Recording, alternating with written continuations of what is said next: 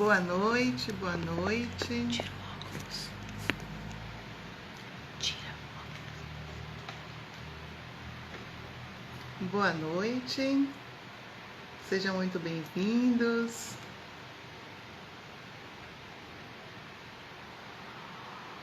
Mais uma live. Essa live aqui hoje vai ser extremamente importante, significativa, uma convidada muito especial, Ana Lúcia. Vamos falar de um tema comum, importantíssimo, significativo na vida de todos nós. Mudanças de crenças e ressignificação na história de vida.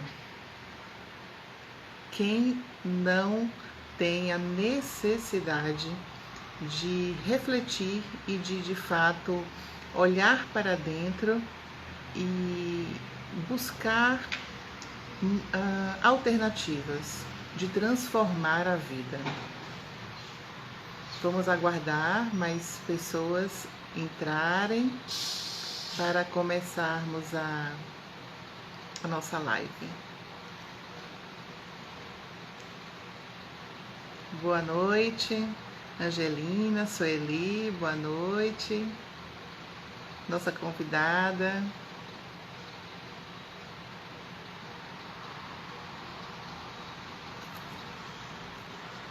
Boa noite a todos.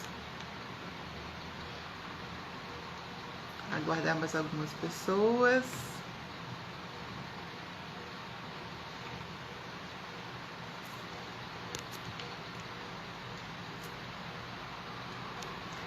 Deixa eu aqui colocar. Ana Lúcia que está entrando para começarmos a live.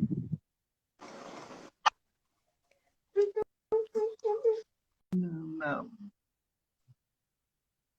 Deixa eu colocar aqui, espectador, deixa eu chamar a Ana Lúcia. Só um minutinho, Ana Lúcia Oliveira aqui.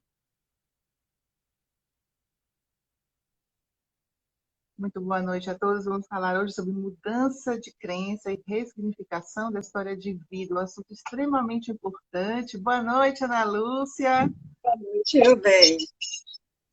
Seja muito bem-vinda a essa nossa live de hoje. Quero agradecer imensamente a sua presença, né, nessa segunda live aqui desse ano que eu estou fazendo. Esse tema, para mim, é muito importante, primeiro porque impacta, né, diretamente a minha vida, e quanto você também foi muito importante em vários momentos, e o quanto as crenças, elas, quando nos limita, nos prejudica na vida, né?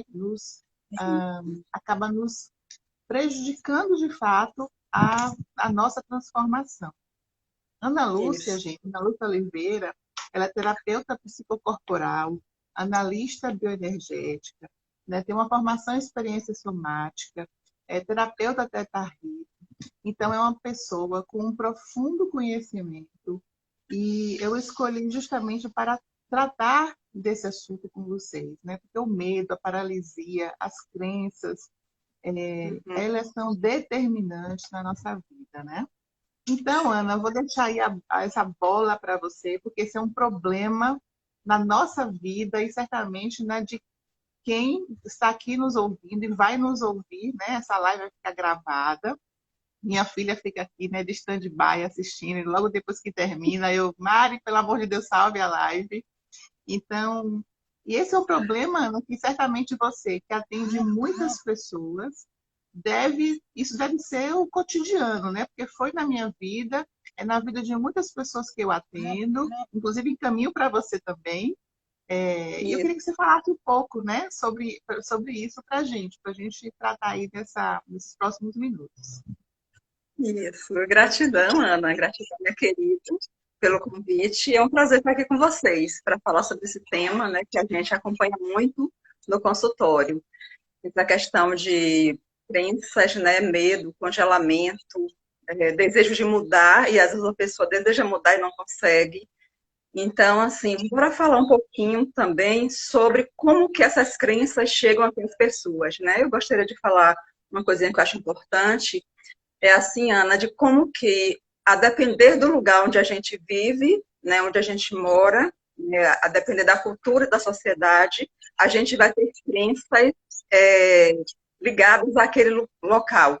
Por exemplo, assim, na sociedade capitalista, a gente percebe muito que o Estado, a escola, a igreja tem um papel fundamental nisso. Né? E não é à toa que assim, a escola funciona muito em relação ao Estado como um aparelho ideológico, né? Ela termina, de alguma forma, manipulando as pessoas e construindo crenças nessas pessoas, e muitas vezes as pessoas não sabem como se libertar dessas crenças.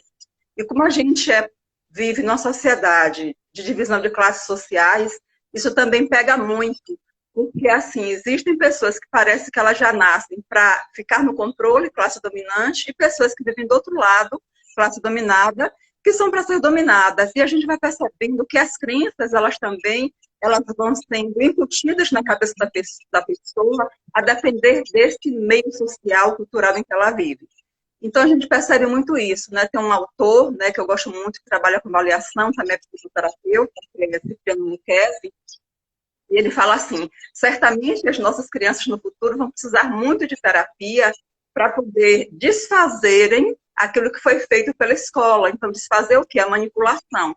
Então, a gente tem uma construção de crenças muito grande, que é trazida historicamente, né, geneticamente, no nosso DNA, e isso aqui está de muito tempo, né?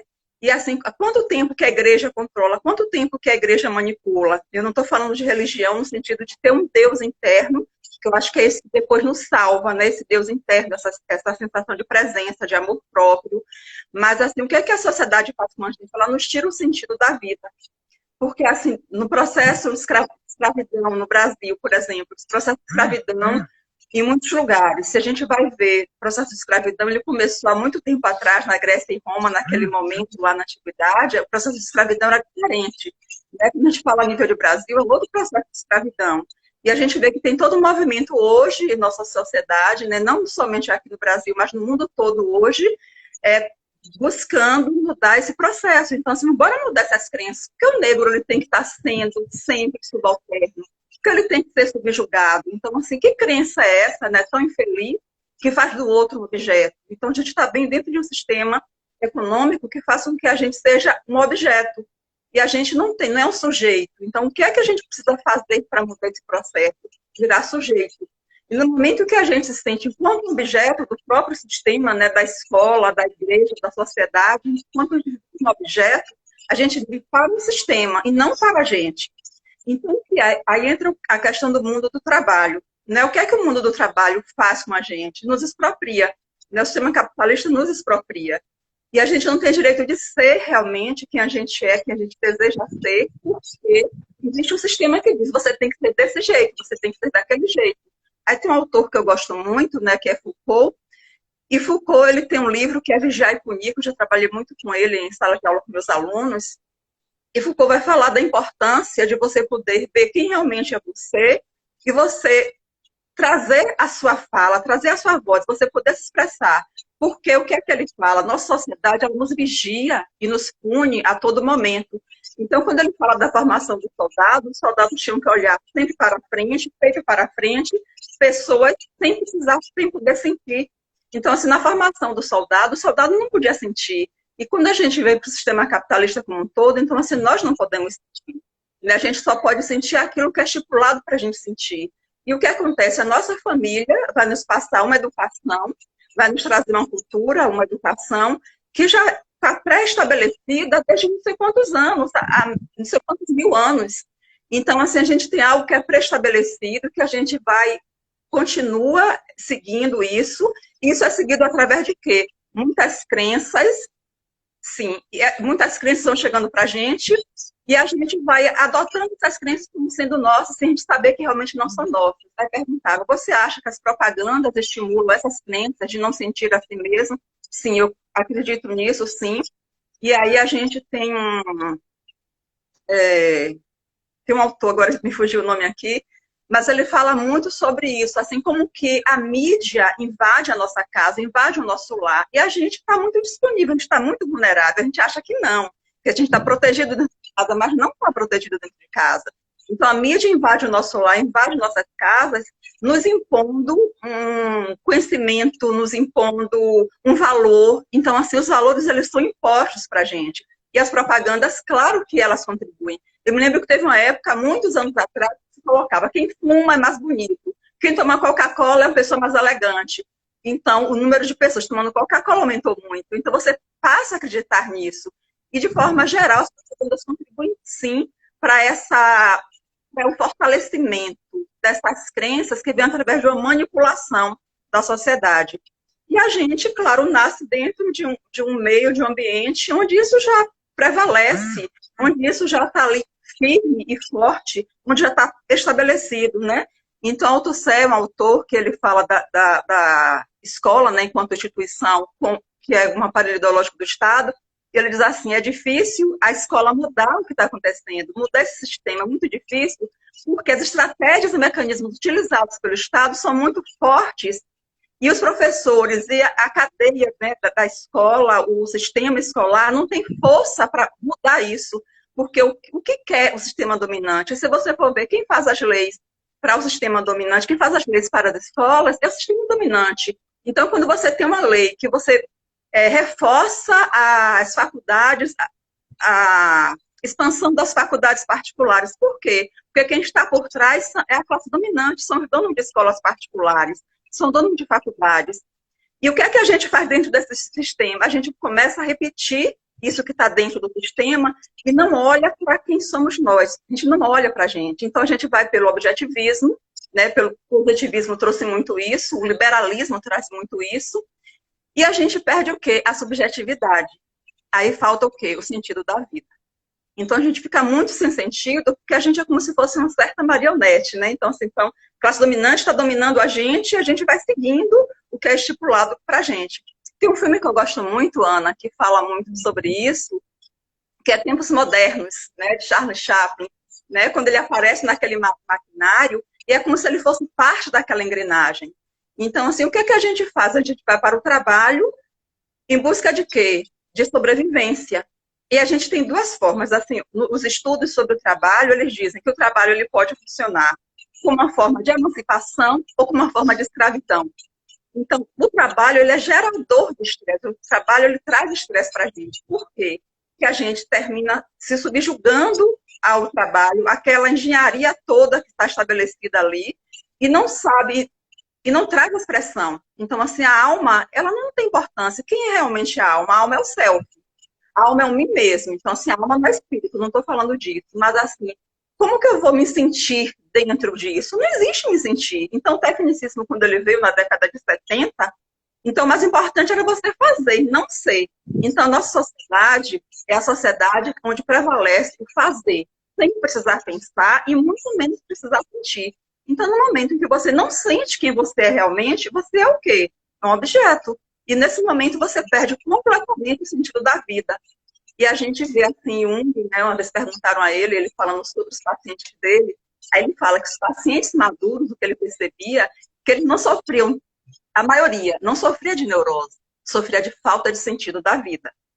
Então, assim, é justamente isso, Ana, sabe? Assim, o sentido da vida, ele move a vida da gente. A gente precisa sair de um lugar que é do piloto automático, né? Desse objetivismo, desse tanto de racionalidade, porque o sistema pede racionalidade, e passar para aquele momento onde a gente é mais o ser. E é quando esse Rudolf Steiner, né, na antroposofia, ele fala justamente disso. Como que é importante você trazer a pedagogia, por exemplo, a pedagogia Waldorf, fala disso, de você poder se incluir, de você expressar, de você trazer a arte para a vida, é de você poder ser.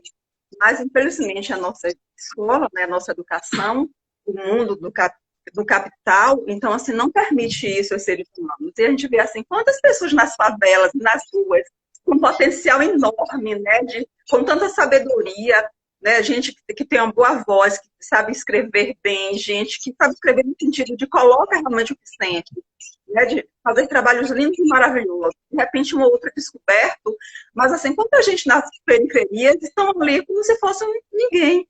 E é dessa forma que a sociedade nos trata, né? Não sei se Isso, seria bem isso, mas...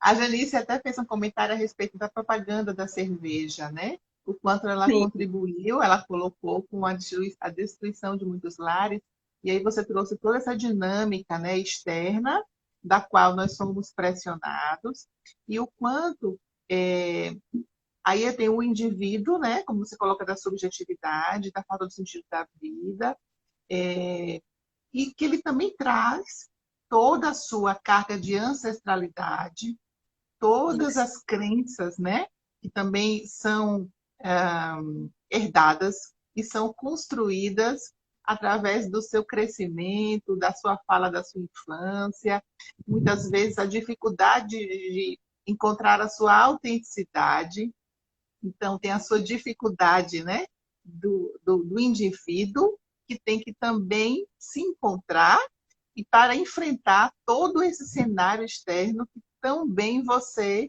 colocou, né? E na prática, a gente acaba identificando pessoas assim, somos nós que acabamos sofrendo, né? Com diversos sintomas, né? Sejam problemas, sofrimentos na área biológica, né? Nosso corpo sentindo isso, a nossa mente sofrendo de alguma forma. Como é que isso está sendo na sua prática? Como é que você percebe isso? Se você tem essa experiência também de ver a pessoa, né, nesse meio, de não conseguir se posicionar, e como é que isso tem se revelado? Tá, bora lá, né? Campbell, né, no livro Poder do Mito, ele fala que o que mais uma pessoa procura, o ser humano procura, eu estou lendo aqui porque eu não sei para falar isso, eu achei importante, é que a experiência que o ser humano mais procura é a de se sentir vivo. Essa seria a base do sentido da vida. Então, assim, o que é que as pessoas, quando elas chegam no consultório, elas chegam em busca de algo, né? Elas chegam em busca de autodescoberta, que na verdade assim é o caminho, né, para você poder sair desse lugar, é a autodescoberta. É você poder realmente saber quem você é. O que é que acontece quando as pessoas chegam no consultório? Elas chegam com queixas, né? E essas queixas, elas falam de, no fundo, se a gente for cavar e observar, de falta de sentido de vida mesmo. Então, assim, é o saber lidar com as situações. Então, por que eu não sei lidar com as situações? Por que eu não sei lidar com as situações? Porque eu não sei, na verdade, lidar comigo. Qual o sentido realmente da minha vida? Então, se eu fico perdida, eu não sei realmente quem sou, o que desejo, qual é o meu propósito de vida, então tudo fica muito ruim. Então, fica tudo parecendo que está muito errado, porque eu não estou conectada comigo. Então, o que é que a nossa sociedade ela faz com a gente? Ela nos desconecta da nossa essência, né? Então, assim, quando a gente vai olhar as crenças, por exemplo, no Teta Healing, a gente tem crenças que são crenças históricas, que são as crenças que já vieram de mais de 30 gerações atrás, né? Que elas estão também no nosso campo, e a gente termina repetindo essas crenças, porque elas estão no próprio campo, né, no consciente coletivo, e nos influenciam essas crenças de alguma forma. E a gente termina comprando, termina adquirindo, absorvendo essas crenças como se fossem nossas, mas elas fazem parte de todo um conteúdo histórico, não precisam ser nossas necessariamente, né? Temos as crenças genéticas, que são as crenças que herdamos de 7 gerações atrás, então, gente, pensa o que é isso, né? Crenças de 30 gerações atrás, crenças genéticas de 7 gerações atrás, até mais ainda, além de 7 gerações atrás, estão no nosso DNA. Além dessas crenças, nós temos as crenças que nós chamamos de primárias, que são as crenças que nós adquirimos desde o momento da concepção. Né? No momento da concepção, a gente tem tudo ali, que vem do pai, que vem da mãe, como é que essa mãe está vivenciando essa gestação, se ela é uma pessoa que está de bem com a vida, se é uma pessoa que está depressiva, se é uma pessoa que se alimenta bem ou não. Então, a criança, o feto, já começa a perceber tudo daí. Então, tudo que ele já recebe a partir daí, do seu nascimento em diante, são as crenças primárias, né? E as crenças de alma, a Vaiana coloca como sendo aquelas crenças mais profundas, que já estão super enraizadas, elas estão no coração. Então, são crenças de alma. Então, elas provavelmente elas já são são as crenças históricas, genéticas, primárias, chegam aí, junta tudo, chega a ser de alma. Não necessariamente desse jeito, né? Mas são aquelas crenças que estão sempre ali na alma da pessoa, na essência da pessoa. E essas crenças, gente, elas já vieram de muitas gerações atrás. E a gente está repetindo aquilo que foi repetido pelos nossos ancestrais. Então, o que vem dos nossos ancestrais nos constitui em nosso DNA, na nossa forma de pensar, na nossa forma de ser. Agora, eu gostaria de acrescentar uma outra coisa que eu acho muito importante, a gente poder refletir sobre a epigenética, né? Que é assim, a questão das crenças. Como que aquilo que eu aprendo no meu dia a dia me influencia muito. E aí o Bruce Lipton, né, eu acho que é o Bruce Lipton, Bruce Lipton, que é da biologia da crença, que é um biólogo. Então ele faz estudos, ele vai percebendo que as crenças, às vezes, elas influenciam muito mais do que a parte genética. Então, por exemplo, uma criança que é adotada por uma família, né? A mais B adotou uma criança que é filho de outras pessoas. Então, essa criança vai ter a tendência a desenvolver as doenças de A mais B, dos pais que o adotaram, e não da família de origem. Né? Então, assim, para a gente ver como que as crenças elas são importantes. Então, por mais que você tenha uma crença genética, de alguma forma, você também vai ter as crenças primárias, que elas vão influenciar muito na sua formação e na formação do seu ser, da sua personalidade. E quando a gente escolhe, né, a nível de alma, a gente escolhe aquela família para nascer, ou aquela família para ser criado, a gente escolhe porque, de alguma forma, a gente quer aprender com aquela família. Aquela família tem algo para nos ensinar. E a gente vai ter, crianças adotadas, elas vão ter, né, essa questão da hereditariedade, a influência dessa família biológica, mas também a influência da família adotiva. E muitos de vocês certamente já perceberam que filhos de pessoas adotivas, quando você olha, de repente, poxa, parece tanto com os pais, nem parece que é uma criança adotada. Porque até as feições da criança, né, começam a ficar parecidas com os pais, né, que o adotaram. Aí a gente vai vendo como que é importante aquilo que é passado. Mas aí eu sempre vou dizer, né, assim, nós estamos repetindo crenças que vieram dos nossos ancestrais, que viveram lá atrás, no período comercial, no mercantilismo, no início do capitalismo, que vivenciaram todo o cristianismo, não estou falando catolicismo, mas o cristianismo, e a gente vai ter muitas coisas dessas impregnadas no nosso DNA, na nossa memória, em nosso subconsciente. Então, assim, onde que ficam essas memórias todas, essas lembranças? Elas ficam abaixo do consciente, elas ficam no subconsciente. O subconsciente é o lugar onde a gente guarda as memórias. Por isso que no Theta Healing a gente consegue tirar as crenças com mais facilidade, porque a gente acessa a onda teta e daí vai para o subconsciente, né? Então, não sei se eu consegui responder o que você me perguntou, Aninha. Então, no caso prático, né? Você teria algum exemplo de uma situação, de algum paciente que você atendeu, que isso foi muito claro, que você viu essa transformação, uma situação do cotidiano, de crenças que chegou assim no seu consultório, onde você identificou que essa crença estava paralisando a vida dessa pessoa? Várias pessoas. Então, assim, eu atendo em consultório há 26 anos, né, com análise bioenergética. Então, assim, meu trabalho todo de pano de fundo é análise bioenergética. E a gente vai estudar, né, as características da pessoa, ou as estratégias de caráter dentro da bioenergética, né, e vai ver a influência que ela sofreu desde a concepção até os 7 anos de idade. E isso tudo conta muito para mim, é muito importante. E o que é que eu percebo muito? Assim, pessoas que chegam muito sem sentido da vida, muito perdidas, pessoas muito perdidas, com crenças limitantes.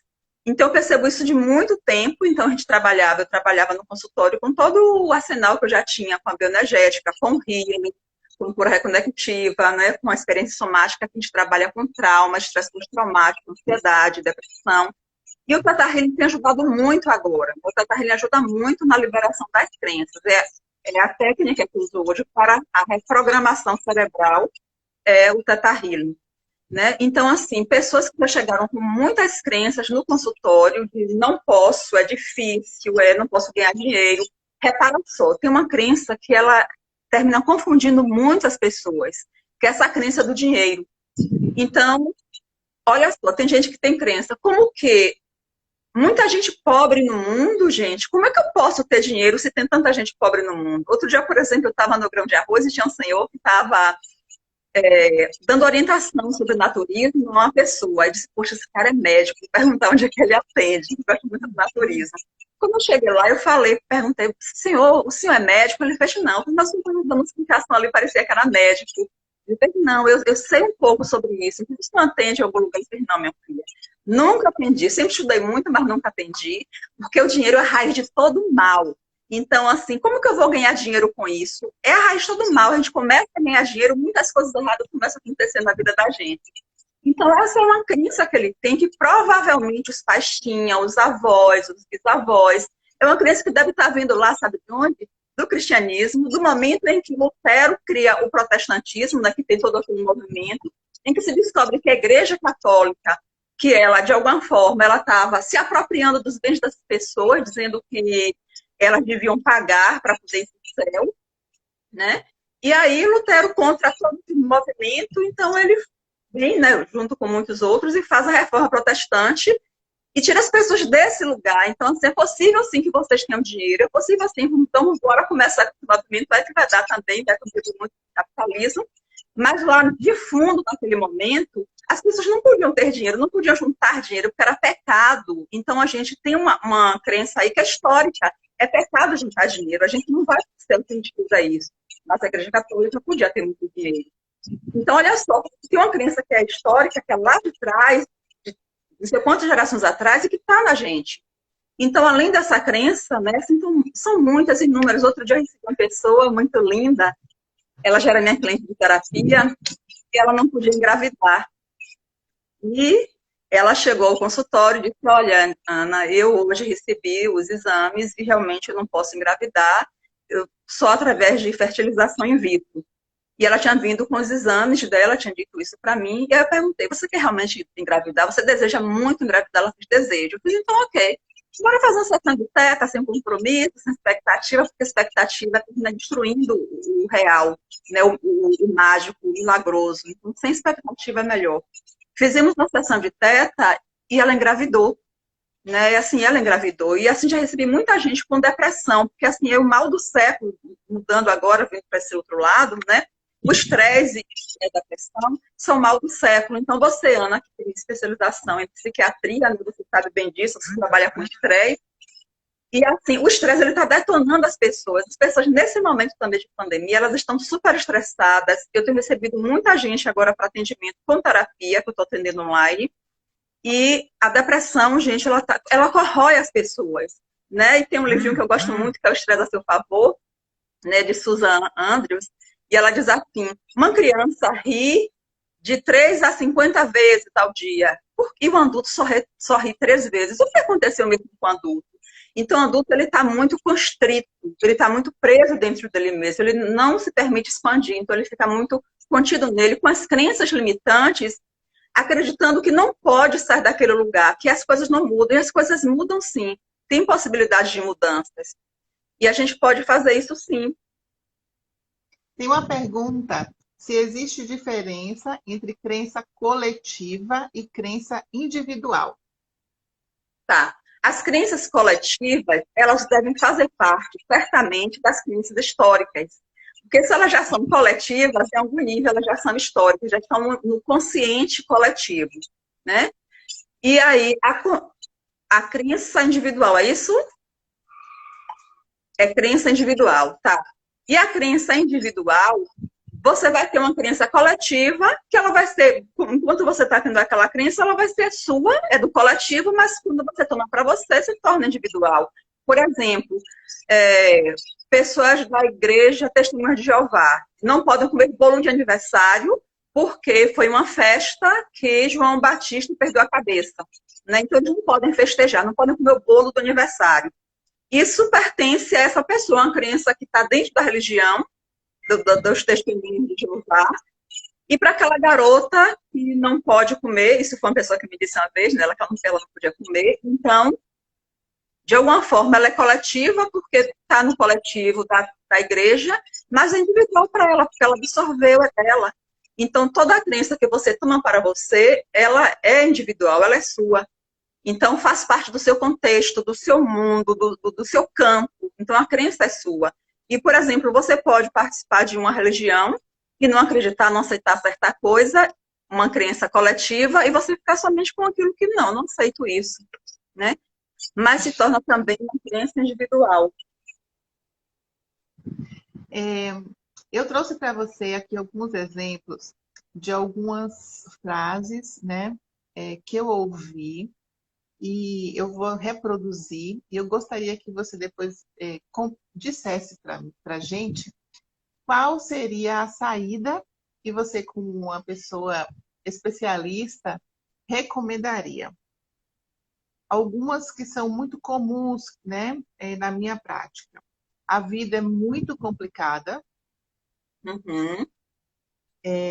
Não tenho e não consigo ter conhecimento, dar conta, né? A minha vida sempre foi dessa forma. É sempre muito difícil, sempre muito complicado.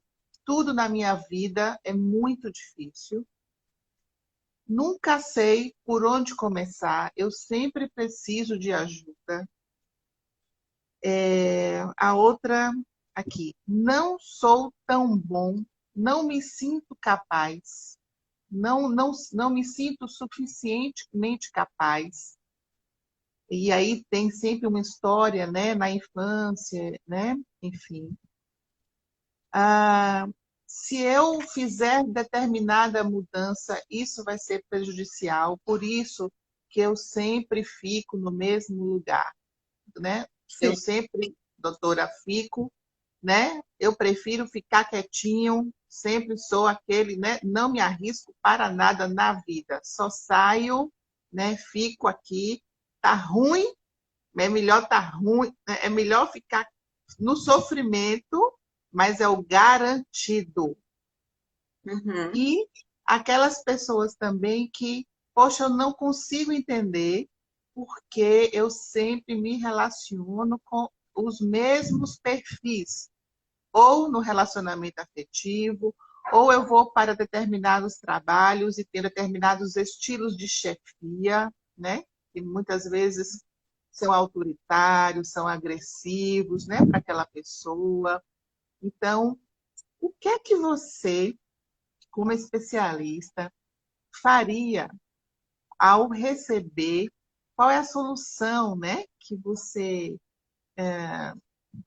como é que você conduziria essas Tá. situações?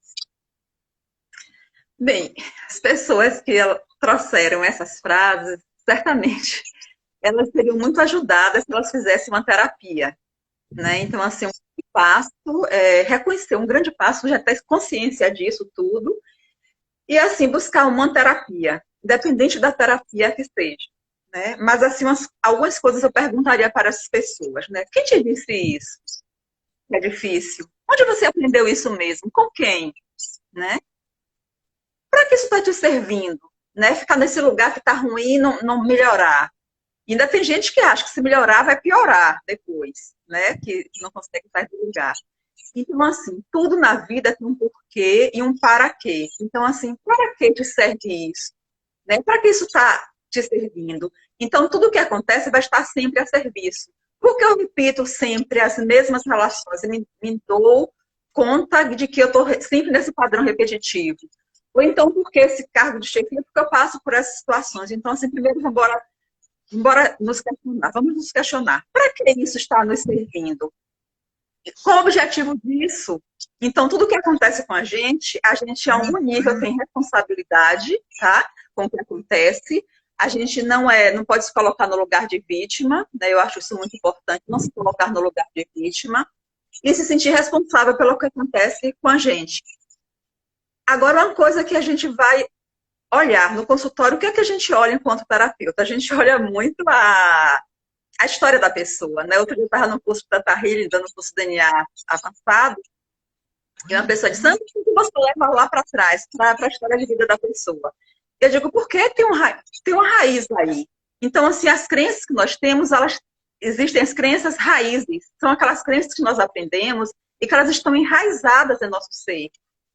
E o que acontece? Vou falar bem rapidinho, tá? Assim, se eu fosse olhar a partir da análise bioenergética, né? Um bebê que a mãe tentou abortar, por exemplo. A mãe não queria aquele filho, era muito difícil, ela tentou abortar, mas só que a alma da pessoa queria muito estar ali. Aí vem como vencedora, como vencedor, como guerreiro, incorpora e está ali realmente, né? E nasce. Então, a gente vai perceber que essa pessoa teve uma grande dificuldade no útero quando sentiu que a pessoa que o estava gerando também tinha um desejo de matá-lo. Porque é matar. Então, assim, um aborto é assassinar. Então, aquela pessoa que está ali dentro, aquele feto, então, de alguma forma, o bebê sente, todo mundo sabe, criança é como esponja, você não precisa nem falar, porque a criança sente, percebe tudo. Então, assim, a pessoa ela vai sentir tudo aquilo e vai desenvolver essa estratégia de caráter quando ela começa a crescer. Aí você vai ter um tanto de uma estratégia de caráter esquizoide, né? Se você, com seu 1 ano, 2 anos, você não tem uma mãe muito presente, ela não te olha muito, ela falta muito nessa história, você vai desenvolver uma estratégia oral. Então, o que é que eu percebo? Que tudo isso que você vai vivendo, não vou falar de todas as estratégias de caráter, mas assim, tudo que você vive aí, nesse momento, vai formar o que? As crenças primárias. E tudo que os seus pais dizem, tudo que os nossos pais nos dizem, nesse momento, tudo que a gente aprende, mesmo aquilo que não é dito, mas que fica ali me lembrei, naquilo que não é dito, mas está nas entrelinhas. Então é isso, está nas entrelinhas e a pessoa sente, o bebê sente, a criança sente, ela percebe, e ali ela vai se construindo. E um pai que, por exemplo, é alcoólatra e diz para o filho, né, você é um fracasso, você é um fracassado, você vai ser um fracassado. Aquilo entra na cabeça do garotinho e ele começa a perceber que realmente ele vai ser um fracassado e ele tem um modelo em casa, né, tem um pai fracassado. E o pai coloca para ele que ele vai ser um fracassado. Então, quando ele cresce, está na fase adulta, é que não vai. Então, ele repete um padrão. Então, o que a gente precisa também se perguntar é, será que eu estou repetindo o padrão da minha mãe? Será que eu estou repetindo o padrão do meu pai? E, às vezes, esse padrão ele já vem lá dos ancestrais. Avós, bisavós, tataravós, tetravós. E a gente vai trazendo e vai incorporando isso na gente. Mas a gente precisa tomar consciência desses padrões e buscar ajuda. É essencial que a gente busque ajuda, né? E tem pessoas que têm um nível de depressão muito profunda, que no caso precisa buscar ajuda também psiquiátrica, não somente o terapeuta, o psicoterapeuta, mas também ajuda psiquiátrica. Né, Ana? Isso, tem uma pergunta: como lidar melhor com o emocional em tempos de pandemia? Tá bom. Olha, tudo que a gente faz na vida, tudo que a gente passa na vida, a mente sabe, mas quem resiste é o corpo, tá? Então, assim, tudo vai ficar registrado no corpo. Por exemplo, eu sou SESista, trabalho com experiência somática. E a gente sabe que no momento de um estresse, de um trauma, do estresse pós-traumático, quem vai sentir é o corpo. Onde é que o estresse fica? Ele fica na fisiologia. O trauma fica na fisiologia, fica preso no corpo. Então, assim, como a gente lidar com o emocional no período de pandemia? Eu sugiro muito atividade corporal, porque assim o corpo ele fica constrito. O que é um corpo constrito? A respiração fica limitada, a gente tensiona e tudo que tá naquele momento ali à nossa volta, se a gente não tolera, e a gente está entrando em impaciência, intolerância, né, ansiedade, angústia, estresse. E aí o que o outro faz, às vezes, que poderia, em outras situações, ser uma coisa pequenininha, de repente ela fica muito grande, fica muito grande. Então, uma das coisas que eu sugiro é a atividade física. Eu vejo, assim, muitas lives, né, de yoga, de pilates. Então, assim, respirar, colocar uma música, dançar. E a gente precisa encontrar um tempo para esse cuidado, pelo amor de Deus, encontrar um tempo. Porque se você ficar só na meditação, eu adoro meditar. Mas se eu ficar só na meditação, eu não consigo liberar a carga de energia que está no meu corpo, esse emocional que está no meu corpo, né? E quando a gente vai estudar o estresse, né, eu escrevi uma dissertação sobre o estresse, quando a gente estuda o estresse, a gente vai perceber que o que é que leva ao estresse? Essa carga emocional com a qual a gente não sabe lidar. Né? O que é o estresse, na verdade? É uma tensão que é gerada, é um estado que a gente vivencia, quando a gente se depara com situações adversas e a gente não sabe como lidar, não tem essa capacidade de lidar com aquilo no momento. Isso gera muito estresse. O estresse é uma grande carga de tensão porque provavelmente gera doenças. E se você não tiver cuidado com o estresse ele vai gerar ansiedade, aliás, estresse e ansiedade estão muito andando juntos, né? E vai gerar depressão. Então, a gente tem que ter muito cuidado agora na pandemia para não entrar em depressão, para a gente não pirar, né? Então, dançar, cantar, fazer alguma coisa, mover o corpo, precisa mover o corpo.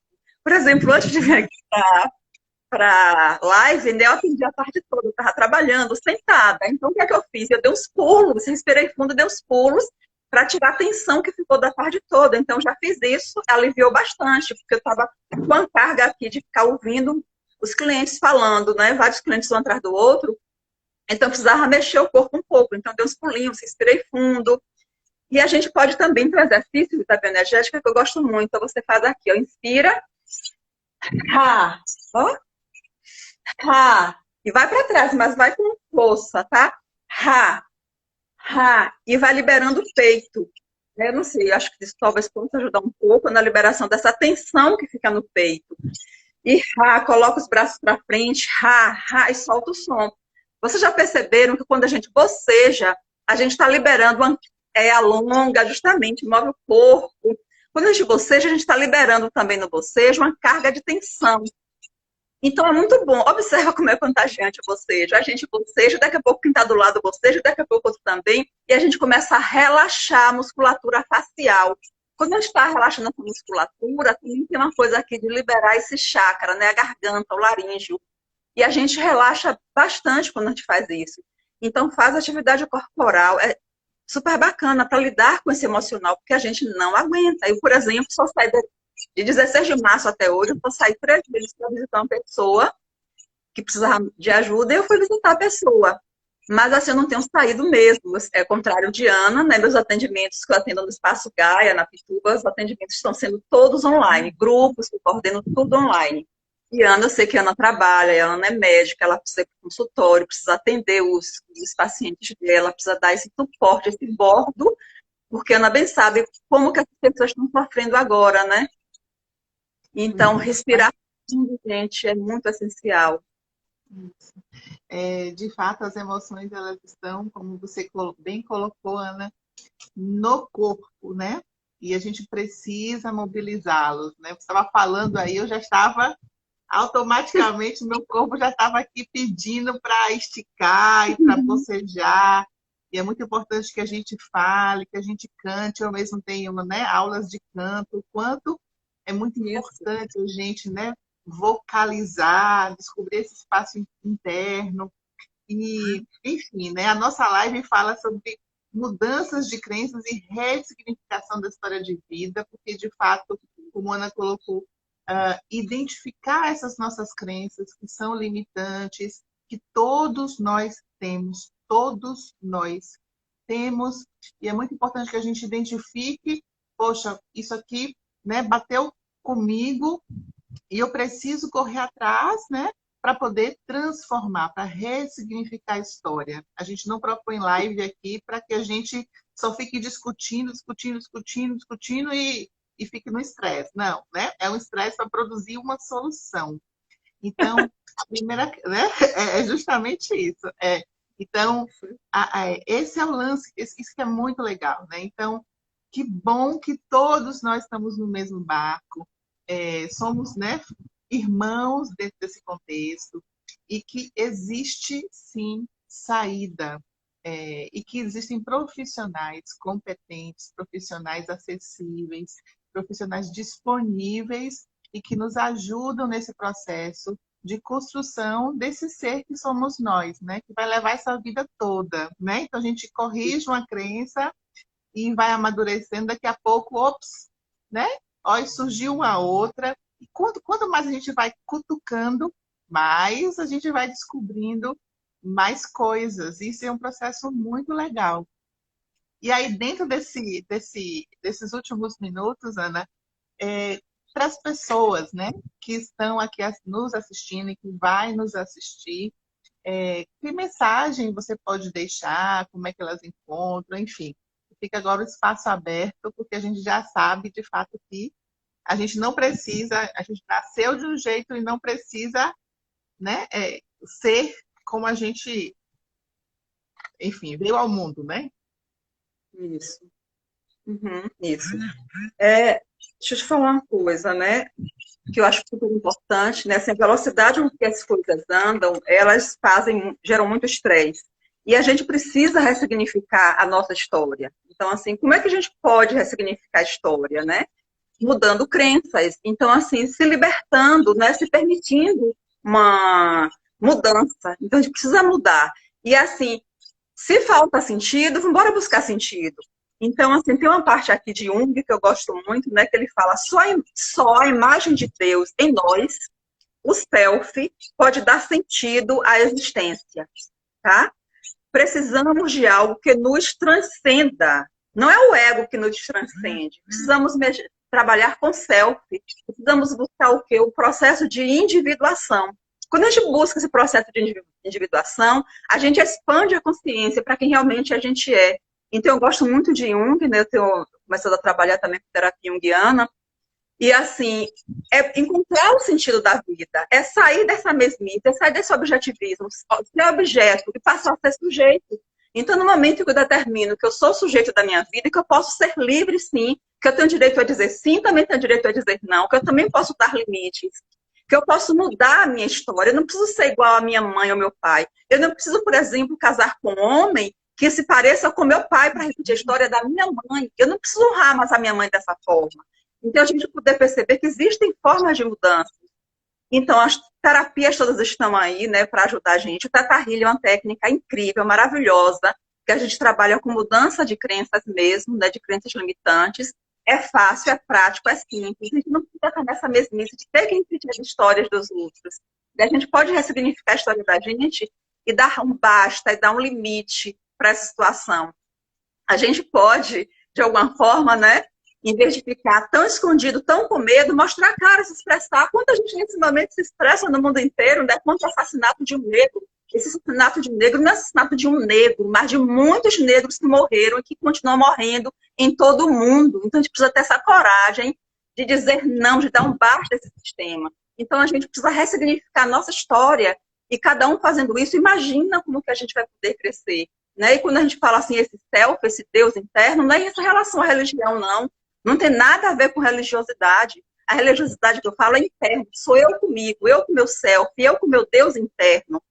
E isso vai me acalmar, isso me acalma, isso me transcende, isso me torna mais humano. Nesse momento que a gente fala tanto humanidade, né, eu gosto muito de Edgar Morin quando ele fala que a gente precisa humanizar o homem, precisa transformar o homem em um ser mais humano. Então, se a gente puder olhar para a humanidade da gente, reconhecendo que a gente pode sim mudar a história da gente, dar um novo significado. Não importa se você tenha 50, 60, 70, 80 anos. Tem um livro bem bacana que eu quero indicar. Não sei se vocês conseguem encontrar esse livro ainda. É Viver a Vida Não Vivida. Porque quando chega nos 40 e 50, a alma pede, viva a vida que você desejou sempre, que você não quis viver.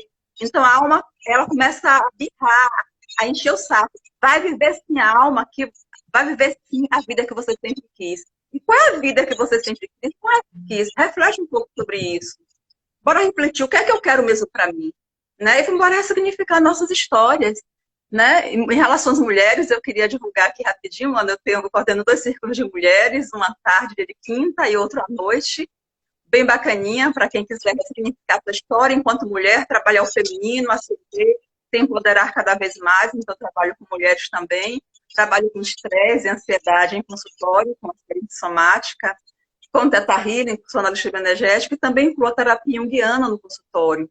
Mas, assim, é ir para dentro, sabe? Não é ir para fora. O mundo capitalista pede que você olhe para fora. Então, bora olhar mais para dentro. Vamos embora cuidar mais da gente. Bora ter amor próprio, estado de presença. Então, se alinha com a sua verdade, com o seu coração, com o amor próprio, se ama. Não é egoísmo, não. Você precisa se amar para poder aprender a amar o outro. Primeiro, então, você se amar.